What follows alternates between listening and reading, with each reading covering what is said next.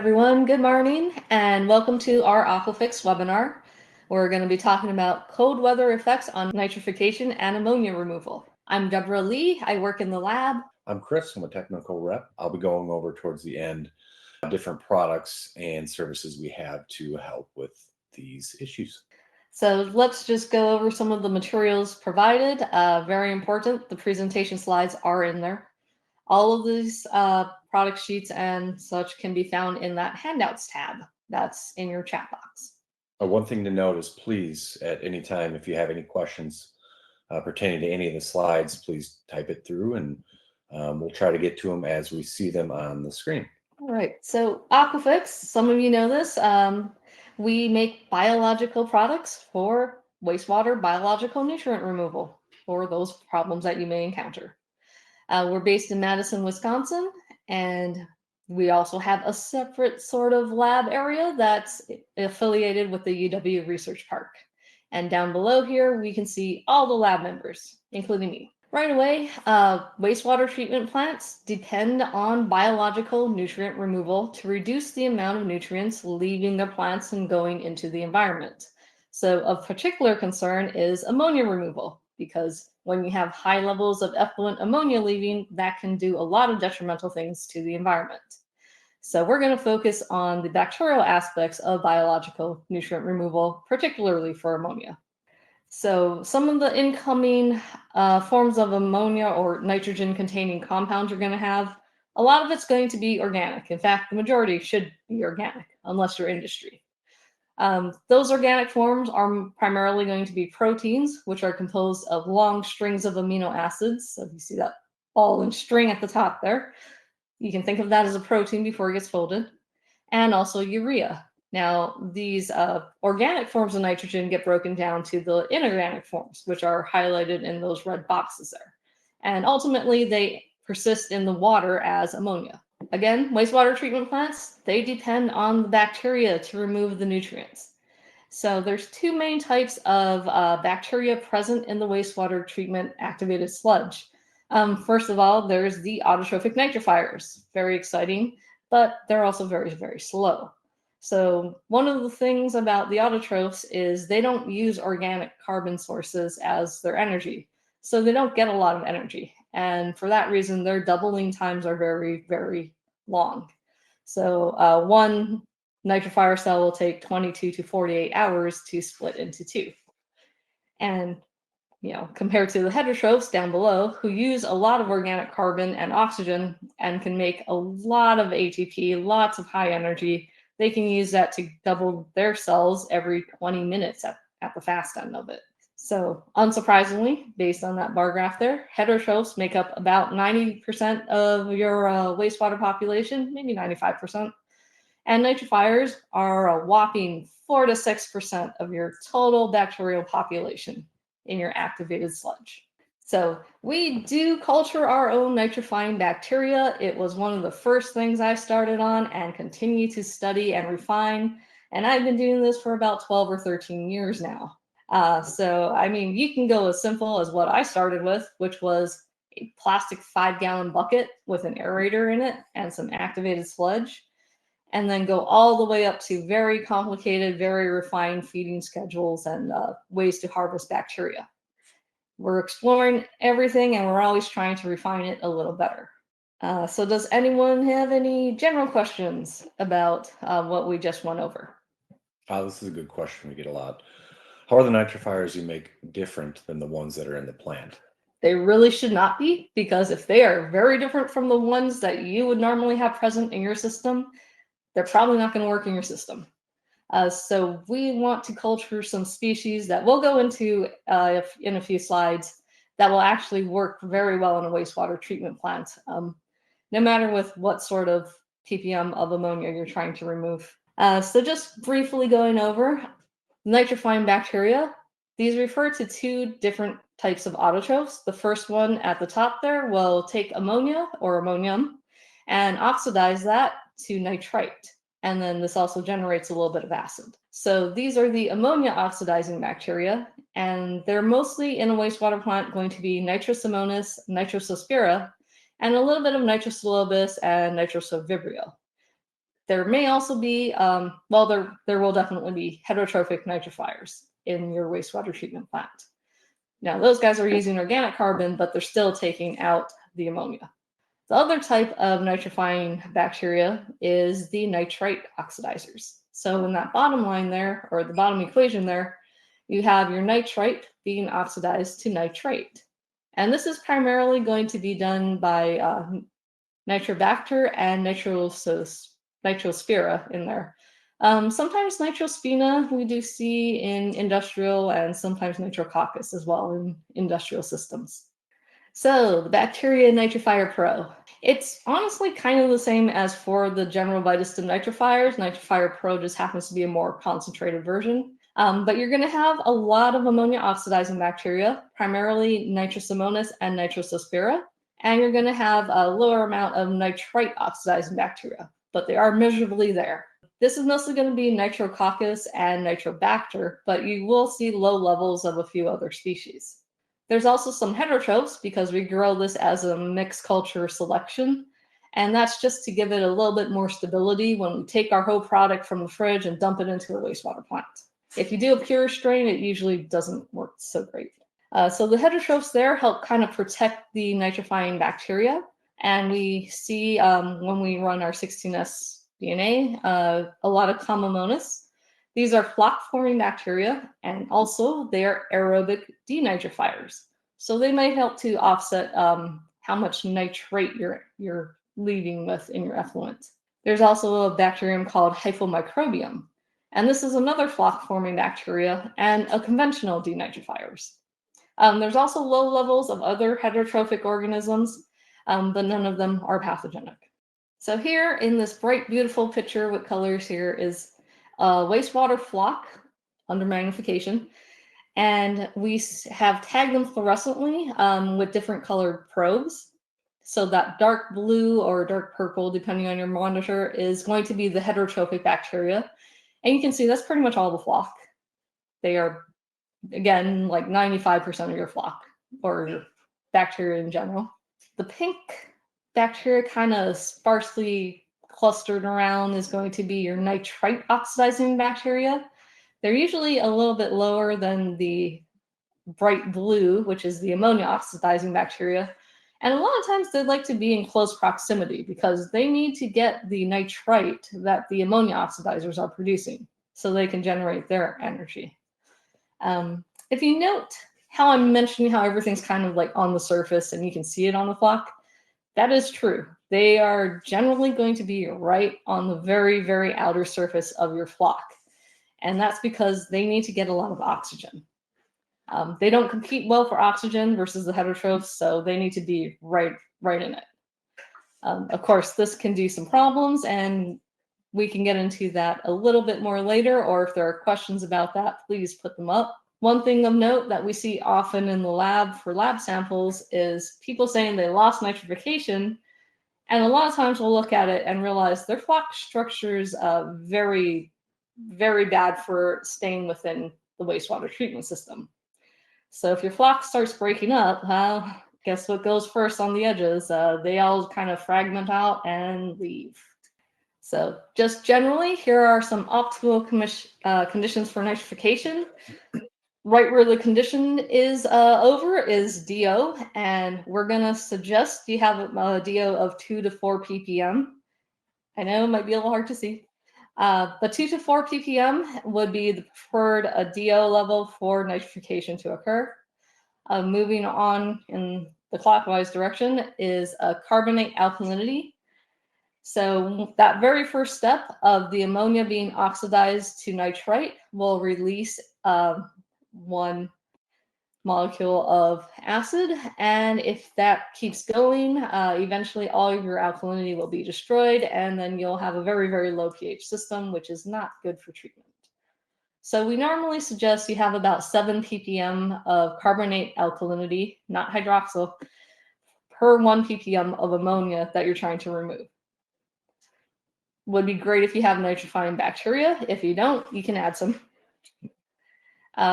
It's also generally ideal to not have toxins present. You're not going to really know if you have them or not, or not right away. You might see the effects later on.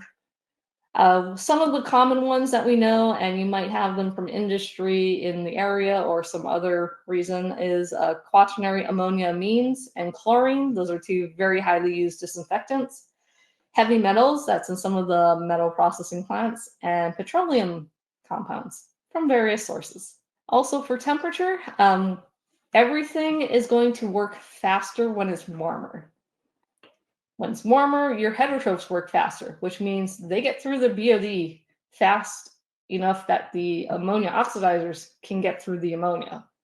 In winter, or when the temperature goes down, it's going to be a lot slower. So you might, depending on your flow rate, run into a situation where you don't actually have the time to treat everything. And also, as I mentioned before, with pH, ideally you want to be around pH 7 for ammonia oxidizers and up to pH 8 for nitrite oxidizers. One thing to keep in mind when you're reseeding them too is these parameters are a good checklist to go back on and make sure when you need to reseed nitrifiers that you're within these parameters. Also, a question that just popped up here that Deb, you can touch on just because you just did. The signs of poor ammonia removal to look for under the microscope. I think that pertains to floc still too. Right. We can tell you if your floc aren't really forming nicely, or they're settling too slowly because they're fragmented, or they're settling too fast because they're old and very spherical. That's a good sign your nitrifiers aren't going to be able to be maintained in that system for very long and will likely be washed out. So always good to get that floc scaffolding structure situated first, and then reseed with nitrifiers if you need to. What other questions have we got here? I see some popping up. Yeah, there's some popping up. Assuming this one is denitrification, what about denitrification bubbles? I'm not entirely certain what you mean by that. Asking on that. I'm assuming that you're seeing denitrification occur in certain areas of your plant. Maybe the role it plays. I'm assuming that's what they might be asking. Popping sludge in your clarifiers. For our sludge raising? Yes. The sludge expansion? Yes. That's what it is. I see. Yes. That means you have very efficient nitrification, at least up until your clarifier. And then there's no more ammonia or nitrate there, but now you have nitrate to deal with. And then once it gets down into those more anaerobic layers in the sludge blanket, that's when you're going to get that denitrification and then the nitrogen gas leaving as bubbles and maybe expanding your sludge. The only thing I could say about that one is you might need to start looking into finding aerobic denitrifiers. So they would be denitrifying in the water column versus in the sludge. There's a good one here. Can nitrifying bacteria grown in the lab remove ammonia and water temperatures go below 2C? I have not tried it below 2 Celsius. I've definitely tried it below 10 Celsius, and you'll see in here. I've also cultured them at 10 Celsius. So it's possible. Yeah. You might need to have maybe a very long retention time, or you might need to have something like a fixed film media to keep them within your system. I mean, at the cheapest, if you needed to try it, you get a snow fence and you like string it up across your aeration basin and you sink it in there. And it's a very, very cheap sort of fixed film. And it keeps media snow out of your basins. Here's a good one too. Floc formation that you touched on previously again. Over aeration causing floc to break or shearing floc, I'm assuming is the question here. That again will have an effect on nitrifiers being able to, one, stay in the system, and again going back to the importance of good floc, not only in just BOD removal and other nutrient removal, but overall nutrient removal, including ammonia. Excellent. I think we hit them all. Hit the next one. Okay. All right. Well, sometimes you're going to have all of the correct conditions for ammonia oxidation, and yes, it is occurring. However, because nitrite oxidation has a time delay because it depends on getting the nitrite from the ammonia oxidizers, you might get into a situation where you don't have enough time for the nitrite to be oxidized to nitrate. And you'll have a high effluent nitrite situation. And that's what we call Nitrite Lock, right where it's highlighted there. So this is because, as I said, the nitrite oxidation is the rate limiting step, since it depends on getting the nitrite from the ammonia oxidizers first. So some of the problems with having this excess nitrite is, like, you might be needing to use a lot of extra chlorine to do disinfection at your primary effluent. The other possibly worrying thing is it can actually cause you to fail a wet test. Fish and other crustaceans are very sensitive to nitrate. They don't like it. Yeah. So in this situation, if you add nitrite oxidizers, it does help you decrease the time delay between nitrite oxidation and nitrate accumulation. So, as we're going to talk about temperature for pretty much the rest of my slides, at least. Over here, you can see that orange line is at, we're going to say, room temperature, about 23 Celsius, and that blue line is going to be at 7 Celsius. So we were looking at ammonia uptake rates in a flask of our lab mixed liquor. And what we did was basically we just grew them at these two different temperatures and measured ammonia all the time. And as you can see, the orange line there, that room temperature one, removed a lot more ammonia faster than the colder one, the blue one. That doesn't tell the entire story, because what we found to be the most detrimental to ammonia oxidation is actually having temperature fluctuations. So we say here the optimal range is between 15 Celsius and 30 Celsius for ammonia oxidizers. You don't want to be going from 30 Celsius to 15 Celsius, back up to 30 Celsius, down to like 20 Celsius. That's going to play a lot of havoc with them. And you might not even have the time for it at the lower temperatures. They might just wash out of your system. So this test was done in the lab in shaking flasks. We make our own lab mixed liquor because we don't want to have to deal with filaments and some of those other things, really large tardigrades all over the place, bristleworms. So we grow it, and we grow it in a way that keeps them very healthy, primarily just very active bacteria. So keep that in mind when we go through all the rest of the testing, because we're using mixed liquor that's probably a lot healthier than what we're going to see in plants that end up having problems with nitrification. So in this chart here, we have the blue bars. That's the lab mixed liquor at 3,000 parts per million. And we also have the orange bars, which is lab mixed liquor at 2,000 parts per million. So right on the left there, next to the y-axis, we see the controls. They're just different quantities, I guess, of solids. And they're doing perfectly fine with ammonia removal. Very happy. I'm pretty sure we just kept this at 20 for a little bit. And then even moving it from 20 degrees into a fridge at 7 degrees Celsius, they were still pretty happy. They're doing good removal. Going in that middle line there, we just added 15 parts per million of quaternary ammonium compounds into it. Yeah, and you can see that having more mixed liquor there does help you kind of offset some of that environmental stress from the quat, and also a little bit from moving it from one temperature to another. However, there's a point where more mixed liquor is not really going to save you, and that's when you have excessively or very high doses of, say, a disinfectant, such as the 30 parts per million of Quat. So once we hit it with 30 parts per million of Quat, we basically lost over or about half of the nitrifiers, whether we were going to move them or not, from one temperature to another. All right, so again, lab mixed liquor at 2,000 parts per million. Let's start with the blue bar. That one was 0 parts per million Quat, just hanging out at 20 degrees Celsius. We're kind of just breaking out our results a little bit. Same flask, basically. Grow it at 7 degrees Celsius. You do lose, or well, move it from 20 degrees Celsius to 7 degrees Celsius. You do lose roughly 35% of your nitrifying activity or ammonia removal capability. take that 2000 parts per million and add 5 parts per million of Quat to it, just at room temperature, 20 degrees Celsius. And you see it has almost the same effect as moving it from a warm temperature down to a cold temperature. You lose about 35% of your nitrifiers. And then you go up to 10 ppm of Quat, and then that has a very detrimental effect. And then 20 ppm of Quat, everything died.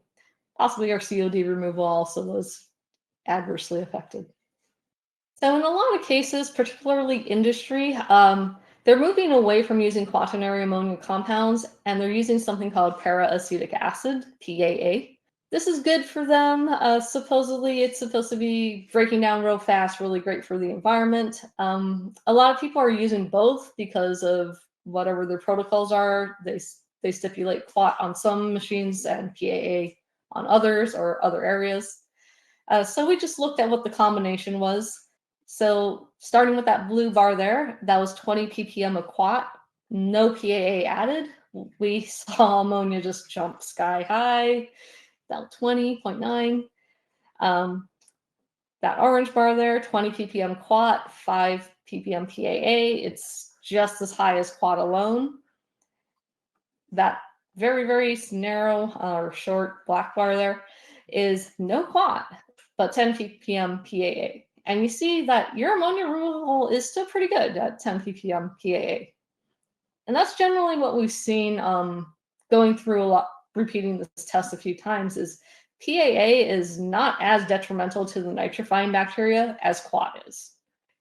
We do have a few cases that some people use very low concentrations of both Quat and PAA in the same system or in the same area, and they have really good ammonia removal. So if you use low doses of both, then you're probably going to be fine as far as your nitrifiers are concerned.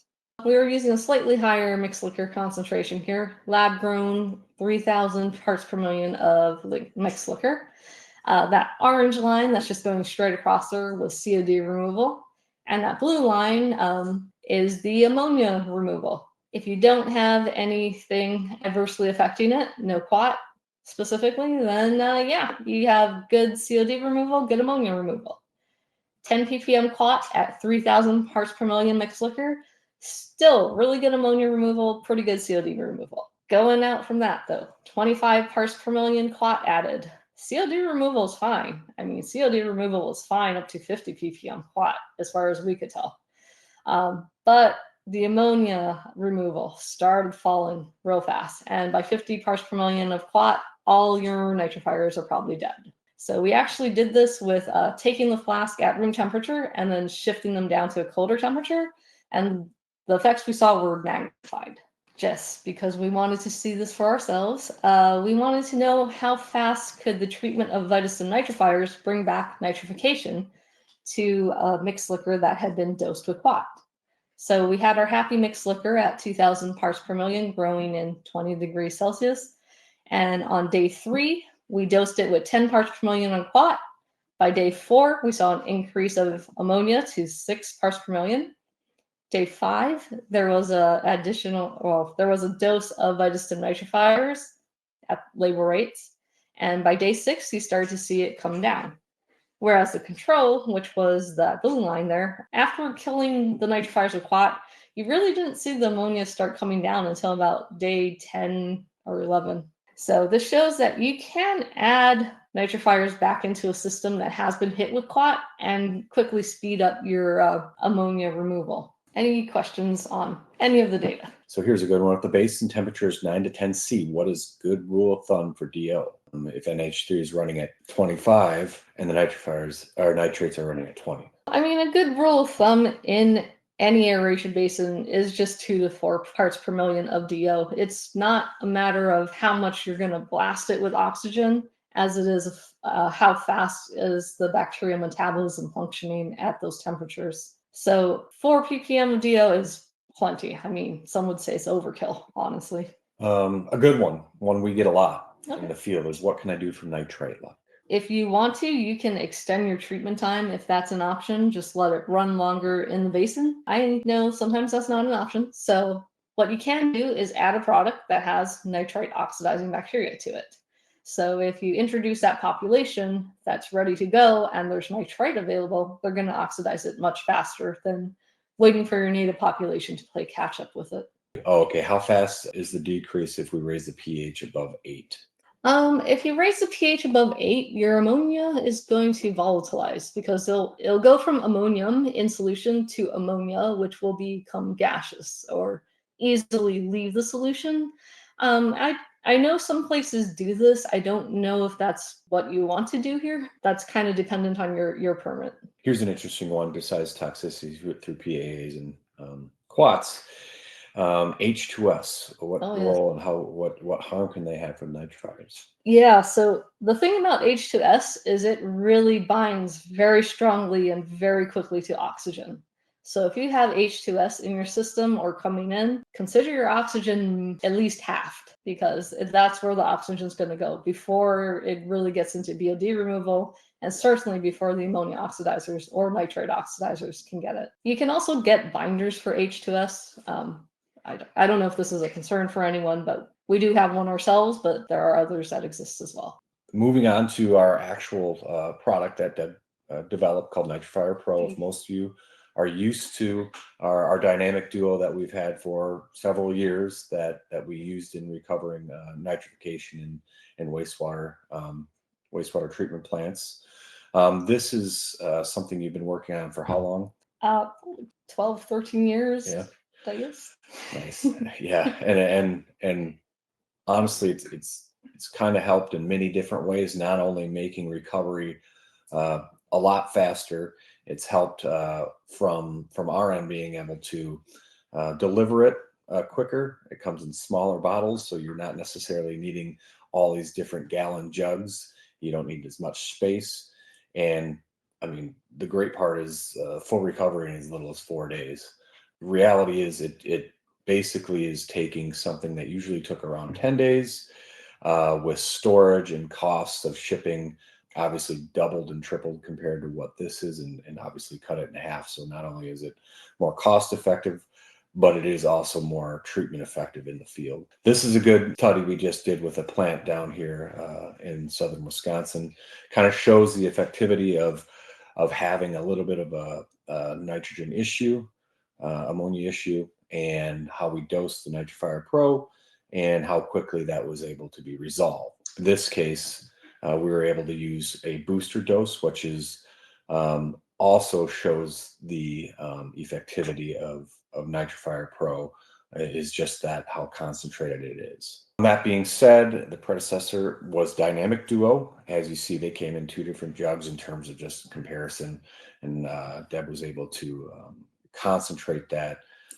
This is still available if it's something that works best for you, but reality is moving towards Nitrifier Pro is what our goal is in coming to. But it also works very well and generally isn't as concentrated, so it takes a little bit longer to recover, but is very effective also. CounterQuat is something we use to mitigate upsets.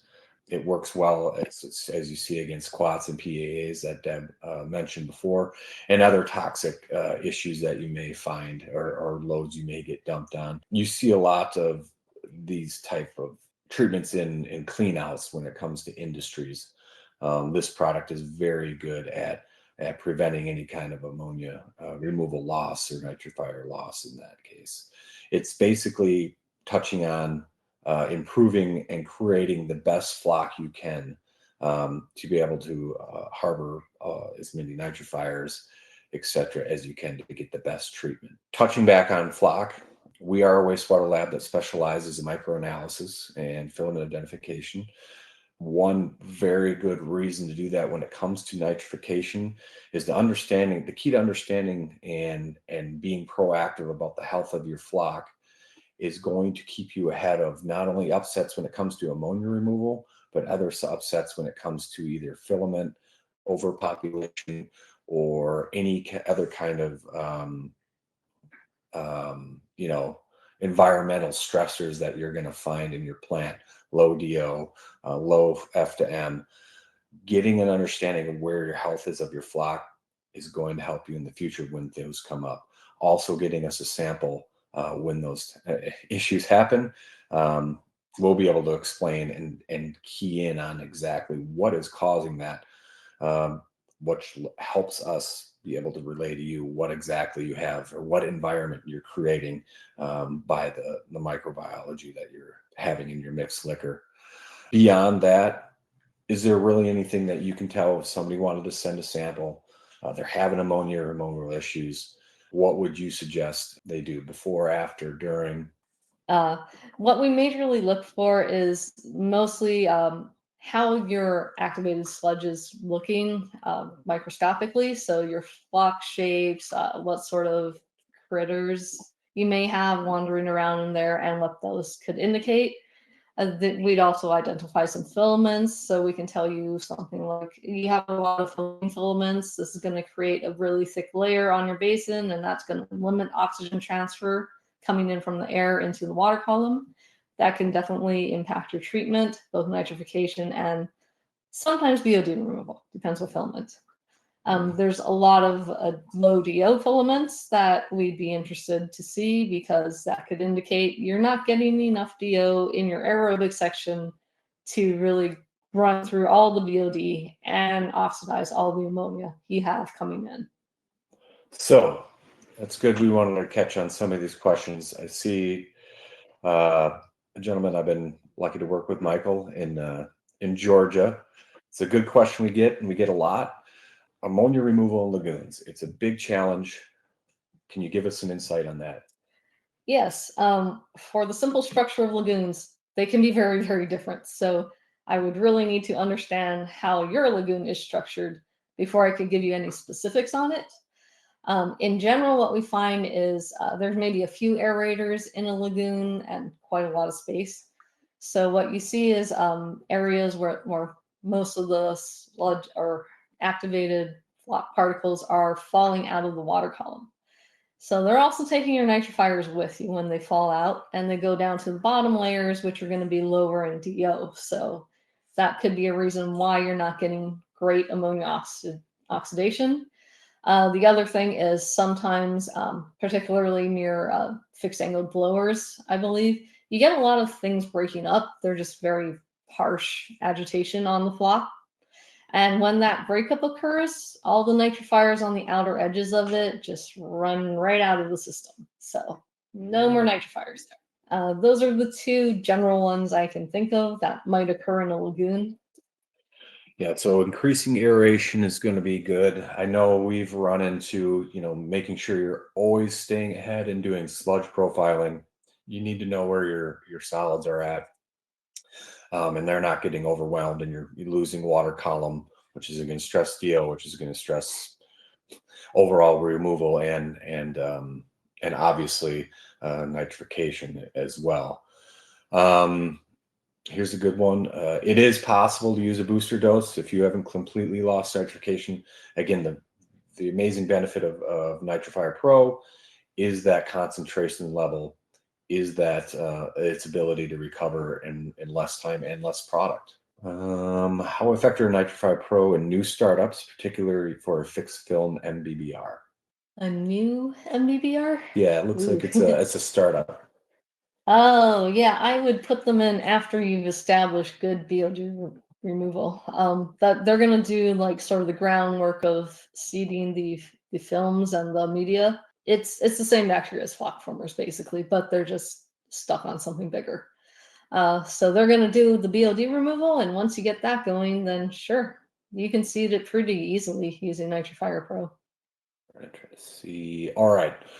Dosing question. How much water will a 60 milliliter bottle treat? Depending on the water temperature, 60 milliliter bottle can treat 500,000 gallons. You get a full treatment out of that because you're at about 15 milliliters. Beyond that, if you have specific questions on more dosing, it would just depends on your water temp, that kind of thing. But generally, you can get about a full dose at above 60 degrees Fahrenheit out of one 60 milliliter bottle. What temperatures do you see what temperature, if somebody had to gauge and they wanted to, you know, really keep an eye on their nitrifiers, what temperature would that be for them to keep an eye on? We will generally recommend lower than 15 Celsius is probably not ideal for nitrifiers to occur. But again, it's more that swinging back and forth between a temperature and a higher or lower temperature. If it's a very consistent temperature, even a low temperature, they can generally get used to it and grow pretty efficiently in that temperature. All good, all good. That one kind of confused me. So I'm assuming it's asking what type of plants you can use Nitrifier Pro, and obviously any aerobic uh, process.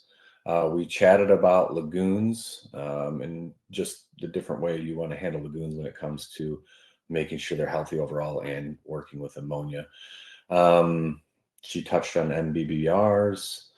Um, I mean, if you already have an MBBR up and running, and as she said, you're getting VOD removal, and remember, touching on all those other characteristics we talked about earlier, you'll be able to seed it in an MBBR tube, SBRs, extended aeration, oxidation ditches, package plants, really anything where you have the environment to be able to culture, you know, VOD removing bacteria, and you'll be able to seed and flock again as long as those parameters she touched on are being met. We are always available to answer any questions. The info, let's get, is there another? There you go. Right at the bottom there, or you can reach out to me myself. It's chris.g at Team Aquafix. Deborah.l@teamaquafix.com. Or info@teamaquafix.com. We'll be able to address any of that. We also have a chat right on our website. You can pop right on there and just ask any question anytime, any day, or just give us a call. We'd love to talk you through it and collaborate if you have. All right. I believe that's it. Yeah. Again, anything else, make sure you just reach out any way you can get to us. All right. Thank you. Bye, guys.